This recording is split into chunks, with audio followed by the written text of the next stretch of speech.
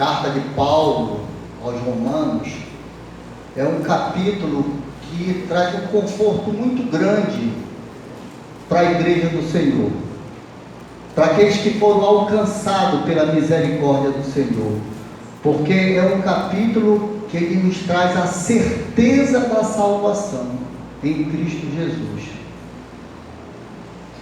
Certeza que o próprio Espírito testifica que, apesar da nossa fragilidade, da nossa miséria, da nossa pequenez, porque o pecado ainda está presente nessa nossa vida, mas que nós somos justificados por esse Deus Todo-Poderoso através do seu Filho Jesus Cristo.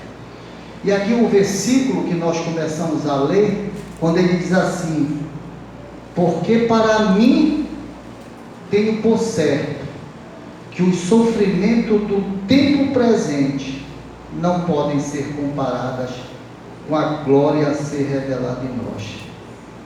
E ele começa assim, dando praticamente uma resposta. Por quê? Para mim, ele não está perguntando, ele está dando uma resposta. Porque para mim tenho por certo. Porque anteriormente, nos capítulos que sucederam esse 8, como 5, ele fala que nós fomos justificados pela fé. Capítulo 5, o título que a Sociedade Brasileira Bíblica nos dá é assim: a justificação pela fé e paz com Deus. Justo nós não somos. Não tem um justo na face da terra. Não tem alguém que possa bater no peito e dizer: eu não sou pecador. Não existe. Não existe um justo na face da terra. Mas existem os que são justificados por crerem que no sacrifício único e perfeito de Jesus Cristo, que desceu a essa terra, se fez homem, se fez carne e veio para nos resgatar. Nós somos justificados. Como em algum momento do capítulo 5 ele diz: justificado por mediante a fé, temos paz com Deus, por meio de nosso Senhor Jesus Cristo. Não tem outro intercessor, não tem outro caminho pelo qual nós possamos chegar até Deus. Nós somos justificados por Jesus. Então, no capítulo 5, nós fomos justificados. E ele fala no versículo 8 do capítulo 5: mas Deus prova o seu próprio amor para conosco pelo fato de ter Cristo morrido por nós, sendo ainda nós pecadores. Aí fala no 9: logo muito mais agora, sendo justificados pelo sangue, seremos salvos por ele da ira. E aí ele vem, no capítulo 5, discorrendo, falando sobre Adão e Cristo. Adão pecou, mas Cristo veio para nos resgatar, para nos justificar. Quando ele chega no versículo 19 desse capítulo 5, ele diz: porque como pela desobediência de um só homem, muitos se tornaram pecadores, assim também por meio da obediência de um só, muitos se tornarão justos. Você quer ficar sob a ira de Deus ou sob a graça? Você quer ficar vinculado ao pecado de Adão ou à graça imerecida desse Cristo que desceu para te resgatar? Porque de repente a gente vê as pessoas falar assim: que culpa eu tenho de Adão ter pecado? O cara pecou lá no jardim do Éden e eu vou levar a culpa? Olha, aqui o capítulo fala aqui: Adão e Cristo. Mas Cristo veio, se fez homem. Deus mandou o Filho dele pisar aqui nessa terra para te resgatar. O que foi que tu fizeste para isso?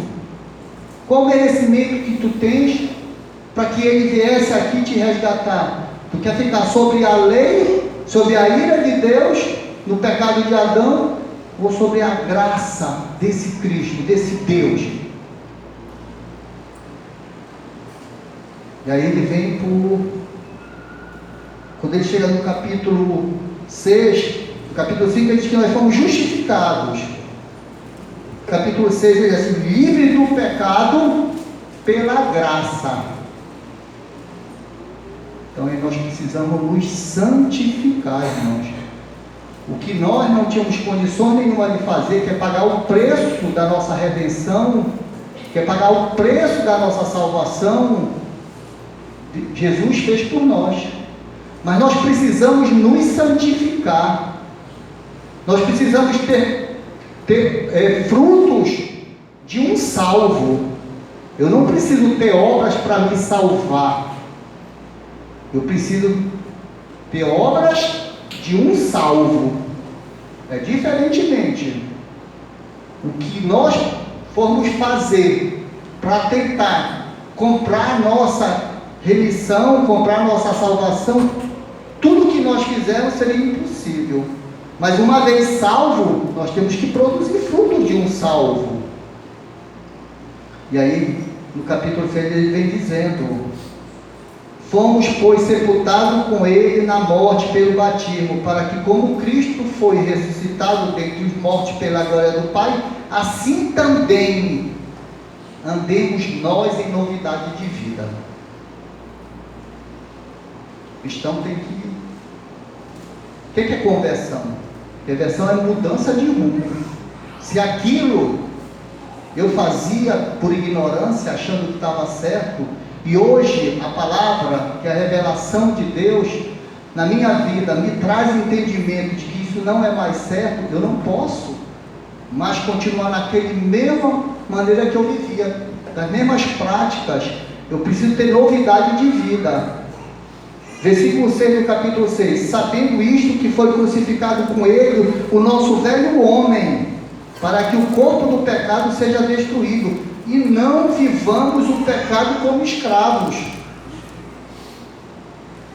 Versículo 9: sabedores de que, havendo Cristo ressuscitado dentre os mortos, já não morre, a morte já não tem domínio sobre ele. E aí, quando ele chega aqui no capítulo 7, ele faz uma analogia de nós vinculados à lei, como o casamento, quando ele fala assim: ora, a mulher casada está ligada pela lei ao marido, enquanto ele vive, mas se o mesmo morrer, desobrigada fica da lei. Versículo 4: assim, meus irmãos, também vós morreste relativamente à lei, por meio do corpo de Cristo, para permaneceres a outro, a saber, aquele que ressuscitou dentre os mortos, a fim de que frutifiquemos para Deus. Porque o que Cristo fez por nós, só Ele poderia fazer, só Ele poderia pagar. Porque a lei, Antigo Testamento dizia que se você cumprir todos os preceitos da lei, mas se você tropeçasse apenas num tiro da palavra, num pequeno deslize, você estava condenado por completo. E quem de nós teríamos condições de pagar esse preço, se nenhum de nós somos justos? Todos nós seríamos condenados. Mas Jesus veio, cumpriu esses preceitos da lei, para que nos desobrigasse, nós ficarmos na dependência dele, não mais da lei. É sob a graça que nós estamos hoje, não é mais sob a ira de Deus, não. Versículo 6: agora, porém, libertados da lei, estamos mortos para aquilo a que estávamos sujeitos, de modo que sirvamos em novidade de espírito e não na caducidade da letra. Agora, quando ele chega no capítulo 8: nenhuma condenação, o perdão do Espírito. Agora, pois, versículo 1 do capítulo 8: agora, pois, já nenhuma condenação há para os que estão em Cristo Jesus, porque a lei do Espírito da vida em Cristo Jesus te livrou da lei do pecado e da morte. Porquanto o que fora impossível à lei no que estava enferma pela carne, isto fez Deus, enviando o seu próprio Filho em semelhança de carne pecaminosa, e no tocante ao pecado, com efeito, condenou Deus na carne o pecado. livres. Porém, irmãos, o capítulo segue, não tem a mesma condenação. Aí ele fala, versículo 6: porque o pendor da carne dá para a morte, mas o do Espírito para a vida e paz. Versículo 11: se habita em vós o Espírito daquele que ressuscitou a Jesus dentre os mortos, esse mesmo que ressuscitou a Cristo Jesus dentre os mortos, vivificará também o vosso corpo mortal, por meio do seu Espírito que em vós habita. E aí ele vem falando que nós somos filhos e herdeiros de Deus. Assim, pois, irmãos, somos devedores não à carne, como se constrangido a viver segundo a carne. Porque se viveres segundo a carne, caminhais para a morte, mas se pelo Espírito mortificares os feitos do corpo, certamente vivereis. E aí, versículo 15: porque não recebeste espírito de escravidão, para viver outra vez atemorizado, mas recebeste o espírito de adoção, baseado no qual clamamos Abba, Pai. E agora é que ele parte para o nosso texto em si. Mas antes ele fala que o próprio Espírito testifica com o nosso Espírito que somos filhos de Deus. Agora ele começa assim, olha, primeiro versículo do que nós lemos aqui, versículo 18. Porque para mim tenho por certo que os sofrimentos do tempo presente não podem ser comparados com a glória a ser revelada em nós. Mas no versículo 17, o anterior, ele fala assim: ora, se somos filhos, somos também herdeiros, herdeiros de Deus e co-herdeiros com Cristo. E se com Ele sofremos, também com Ele seremos glorificados. E aí, invertendo aqui, essa última parte do versículo 17, diz assim: quando ele fala, se com Ele sofremos, também com Ele seremos glorificados. E aí eu falo assim, e se com Ele seremos glorificados, também sofreremos. O fato de nós sermos filhos de Deus, o fato de nós termos o Espírito Santo nos assistindo, não nos exime do sofrimento do tempo presente, irmãos. É por isso que ele começa. Mas ele nos dá assim uma visão pela fé de que vale a pena sofrer. Se for para sofrer pela eternidade, vale a pena sofrer. Bem-aventurados aqueles que são perseguidos. Bem-aventurados aqueles que choram, porque estão buscando fazer a coisa certa e não estão sendo compreendidos. Bem-aventurado, mais do que feliz. E a gente quer ser filho de Deus, e a gente quer ver a glória de Deus, mas muitas vezes a gente não quer encarar o sofrimento. Não aceito. Eu não aceito sofrimento. Eu determino que eu não posso sofrer. Não existe isso. Esse não é o evangelho que Deus deixou para pregar para nós, não. Nós fazemos parte de uma natureza caída pelo pecado, e que o sofrimento sim está presente, mas na perspectiva de dias melhores, na perspectiva de uma visão pela fé, esse sofrimento é aliviado. Eu fico imaginando assim, você sabe que tem uma praia paradisíaca, um lugar lindo para se visitar, mas a estrada é horrível. A estrada é horrível. Quantos buracos eu vou encontrar nessa estrada? Quanto atoleiro até eu chegar nessa estrada eu vou ter que passar. Mas lá é tão lindo. Pensa num lugar bonito. Vale a pena nós irmos. É nessa perspectiva que a gente tem que ter o sofrimento do tempo presente aliviado com essa glória que um dia será revelada a nós.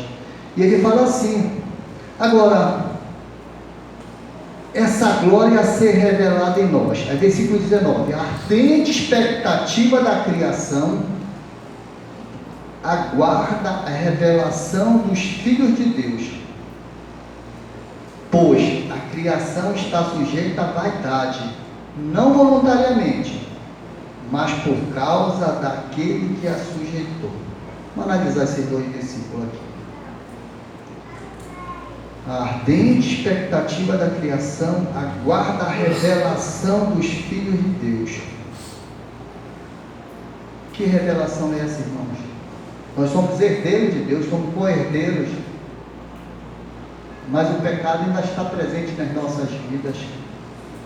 Nós fomos justificados, nós estamos nos santificando, mas um dia nós seremos glorificados. A nossa alma já está redimida, a nossa alma já está na mão de Deus, mas nosso corpo ainda não.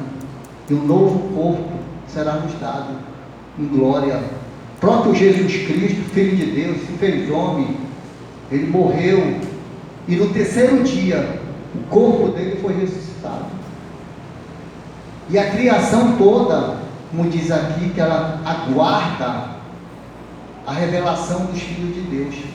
A hora que saberemos a igreja verdadeira, a igreja triunfante, a igreja invisível, aquela igreja que só Deus conhece, vai ser revelado. E toda a criação, como geme pelo pecado que nós tivemos lá no jardim do Éden, ela sofre também. Tanto é, irmãos, que ela dá uma manifestação desse sofrimento. Que nós temos visto a degradação da natureza, tanto terremoto,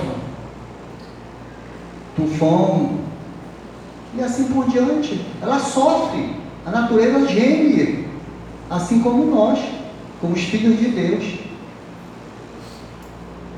Porque um dia, quando nós pecamos, lá no jardim do Éden, Deus sujeitou a terra, que tu vai ter espinho, vai ter abrolhos, tu, homem, para produzir nessa terra, vai passar por dificuldades por causa do nosso pecado. Então a criação toda, ela sofre. E aí quando ele diz assim,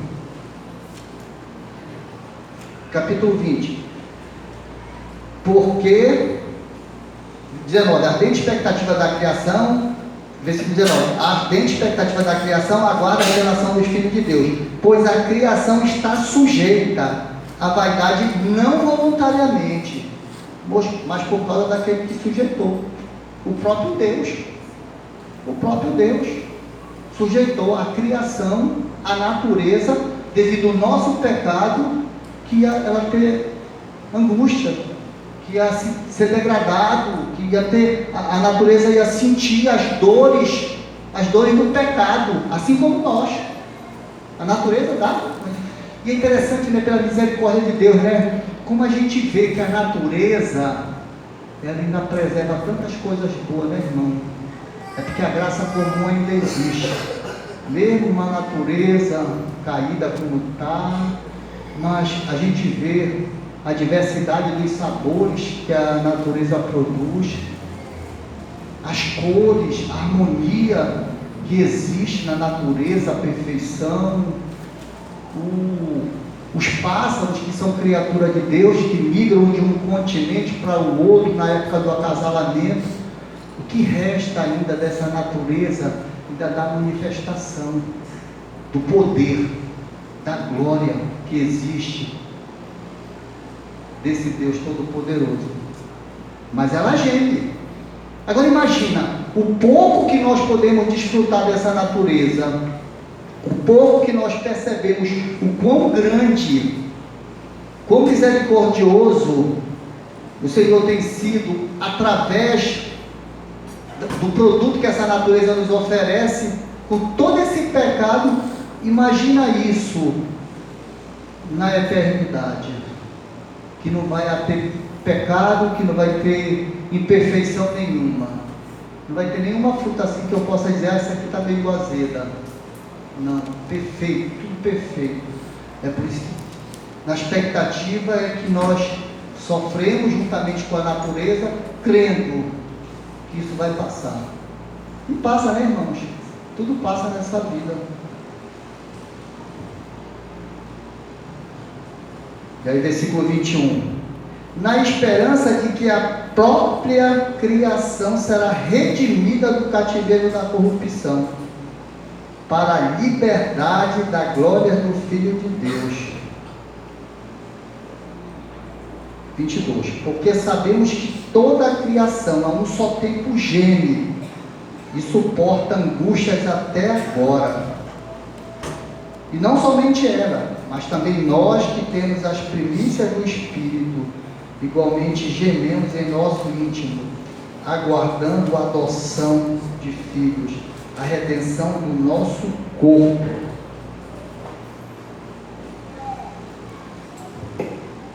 Então, versículo 21, na esperança de que a própria criação será redimida do cativeiro da corrupção para a liberdade da glória dos filhos de Deus. Quando esses filhos de Deus forem revelados. Irmãos, é por isso que Maranata significa vem, Senhor Jesus. Precisamos anunciar a palavra do Senhor. A palavra do Senhor precisa ser anunciada nos quatro cantos da terra, para que Ele venha logo, para que Ele venha buscar a sua igreja, para que a gente não fique só mais na expectativa, mas que nossos olhos possam contemplar realmente essa glória, o que está proposto para aqueles que creem em Jesus. E quando Ele fala assim, na esperança de que a própria criação será redimida do cativeiro da corrupção para a liberdade da glória dos filhos de Deus. E a gente vê, hoje de manhã foi lido aqui, 1 João 3,2, onde ele fala mesmo assim, deixa eu ler para os amados aqui, onde ele faz justamente menção a isso. Hoje de manhã, quando o irmão Oziel estava lendo, e aí eu me lembrei desse texto, que estava sendo preparado para a pregação, onde ele fala assim, Deus é Pai e é santo, seus filhos são também santos. 1 João 3,2 diz assim, amados, agora somos filhos de Deus, e ainda não se manifestou o que haveremos de ser. Sabemos que quando Ele se manifestar, seremos semelhantes a Ele, porque haveremos de vê-lo como Ele é. Apocalipse 21, capítulo 21 de Apocalipse, também traz uma mensagem de esperança muito grande para todos nós, quando a palavra do Senhor nos fala assim, Apocalipse capítulo 21, eu vou ler para os amados também, quando ele fala assim, vi novo céu e vi nova terra, pois o primeiro céu e a primeira terra passaram, e o mar já não existe. Vi também a cidade santa, a Nova Jerusalém, que descia do céu da parte de Deus, ataviada como noiva, adornada para o seu esposo. Então ouvi grande voz vinda do trono dizendo, eis o tabernáculo de Deus com os homens, Deus habitará com eles, eles serão povos de Deus, e Deus mesmo estará com eles, e lhes enxugará dos olhos toda lágrima, e a morte já não existirá, já não haverá luto, nem pranto, nem dor, porque as primeiras coisas passaram. E aquele que está sentado no trono disse, eis que faço novas todas as coisas, e acrescentou, escreve, porque estas palavras são fiéis e verdadeiras. É nessa esperança, irmão, que o sofrimento do tempo presente não podem ser comparados com a glória a ser revelada em nós. Hoje, nós enxergamos só através dos olhos da fé.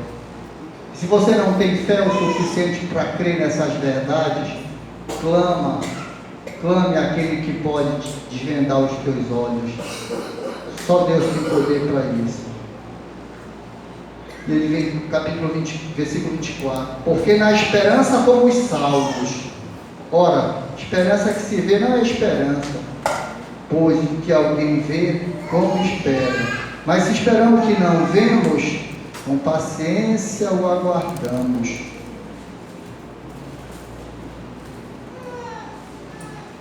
Ora, Esperança que não se vê não é esperança. Que se vê não é esperança. Só pelos olhos da fé mesmo, irmão. É essa fé que nós temos que pedir a esse Deus. E agora, quando ele vai entrar no versículo 26, ele fala sobre a intercessão do Espírito. Espírito Santo, Santíssima Trindade, Pai, Filho e Espírito Santo.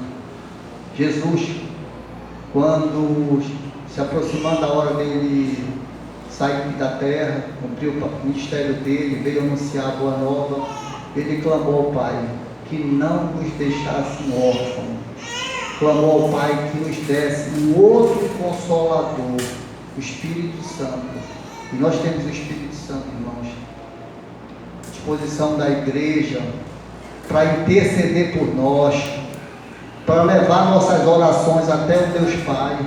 Nós temos o Espírito Santo.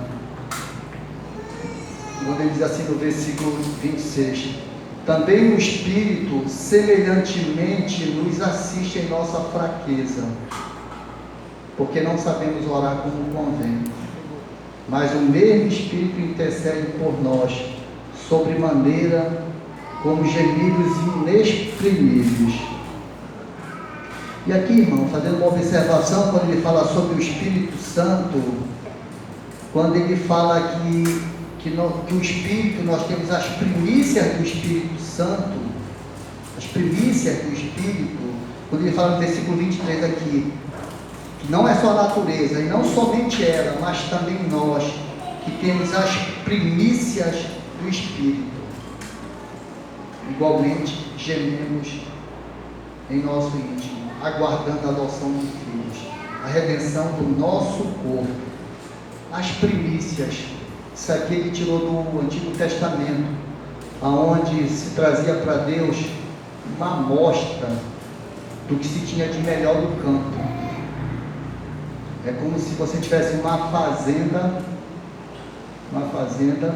fazenda celestial, com muitos frutos, que fala em Gálatas 5, os frutos do Espírito, e alguém te trouxesse, olha, eu colhi o que eu tinha, uma amostra apenas, uma pequena amostra do que nós temos, do que nós estamos produzindo lá na fazenda. Toma, isso aqui é só uma amostra. E as primícias do Espírito que nós temos, que os filhos de Deus têm, é justamente isso. É o Senhor nos dá um conforto na alma. O Senhor acalenta o nosso coração, acalma o nosso coração quando a dificuldade bate na nossa porta. Porque quem passa por problema? Quem não passará por problema? O fato de nós sermos filhos de Deus, o fato de nós termos a intercessão do Espírito, não nos exime de termos problemas aqui na terra. Mas essas primícias do Espírito que o Senhor nos apresenta, isso nos dá um conforto tão grande, nos acalma de certa maneira, que o mundo não entende. O mundo não entende. Eu não entendo como é que aquela pessoa passa tanta dificuldade. Rapaz, eu vejo aquela pessoa, sabe, numa alegria, numa paz, numa calma. Eu me lembro que quando eu morava no conjunto do banco, e eu me lembro que eu comentava com a minha esposa, às vezes umas 9h30 da noite estava sentado lá na porta de casa, e tinha uma senhora que era lavadeira, morava ali no bairro São Isabel, ali para baixo. Ela tinha um monte de filhos, bem uns 9 filhos, e aquilo chamava muita atenção da gente, porque a gente sabia da luta daquela senhora, dificuldade que ela vivia, mas à noite, quando a gente estava sentado lá, ela estava voltando da igreja, ela com a Bíblia na mão, ela caminhando ali, e parece uma pata, com um monte de patinho atrás dela, e ela vinha cantando, vinha louvando a Deus. Imagina o tanto de roupa que essa mulher tinha no outro dia para lavar, de repente chega em casa, tinha até o que comer. Mas as primícias do Espírito Santo, ela tinha, que é o mais importante. E é isso que nós temos que clamar para Deus. Senhor, eu quero experimentar. Senhor, fala comigo, Senhor, me dá essa alegria no coração, que a minha alegria não seja circunstancial, que eu não preciso primeiro Achar que sou feliz para agradecer, mas agradecer primeiro, sempre. Agora eu estava comentando com a irmã Nete, nós vamos chegando aqui. A irmã Nete passando por um problema de saúde, uma paralisia facial que deu nela umas semanas atrás, segunda paralisia inclusive. E a irmã no domingo não veio para o culto. Não veio para o culto. Mas foi avisada aqui. Amanhã a irmã quer um culto lá na casa dela. Quem puder ir lá. Fazer um culto. E eu achei interessante quando eu cheguei lá, é um culto de louvor, de agradecimento a Deus. E a irmã estava com o rosto bem deformado, com uma toalha no rosto, todo puxado, mas ela estava lá. Louvamos a Deus, agradecemos a Deus. E quando eu cheguei agora aqui, que eu vi a irmã, disse: irmã, engraçado, bateu na sua porta a dificuldade, mas a senhora já está de pé, olha, já está direito o rosto, que legal. Aí eu comentei assim com ela: irmã, eu creio, Salmo 126, enquanto você está chorando, continua semeando. Tu está passando por dificuldade, não resmunga não. Ah não, Deus esqueceu de mim, não vou mais para a igreja, não vale a pena não, olha o que está acontecendo comigo. A irmã estava sofrendo, preocupada. Quem que não se preocupa? Todos nós nos preocupamos, nós somos mortais.